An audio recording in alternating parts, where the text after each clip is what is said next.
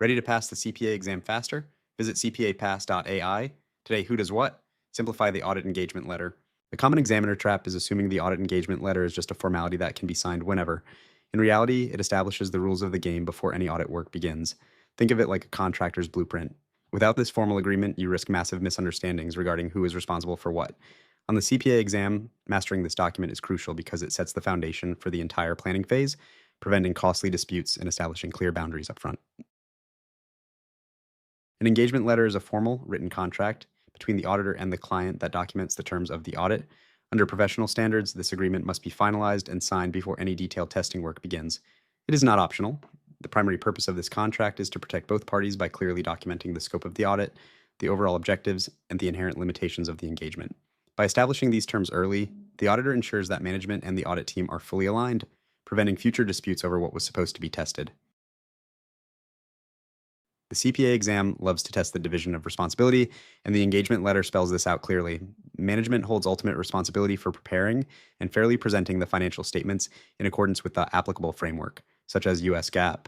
Additionally, management is solely responsible for designing, implementing, and maintaining effective internal controls to prevent and detect errors or fraud.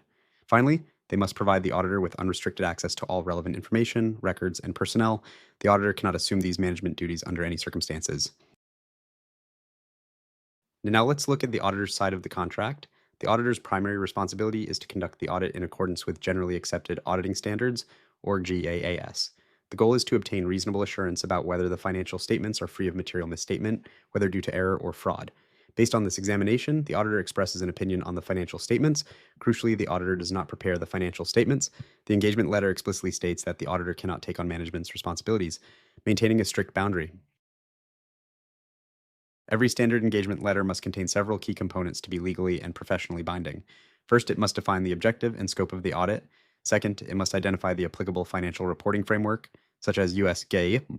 Third, it must outline the expected form and content of the auditor's report, while explicitly stating that there may be circumstances where the report differs from expectations. Finally, it must document the inherent limitations of an audit, making it clear that even a well-planned audit may not detect all material misstatements. Let's review the common exam traps to avoid. First, never assume the engagement letter is optional. It is strictly required for every audit. Second, watch out for questions suggesting the auditor is responsible for internal controls. That is always management's duty.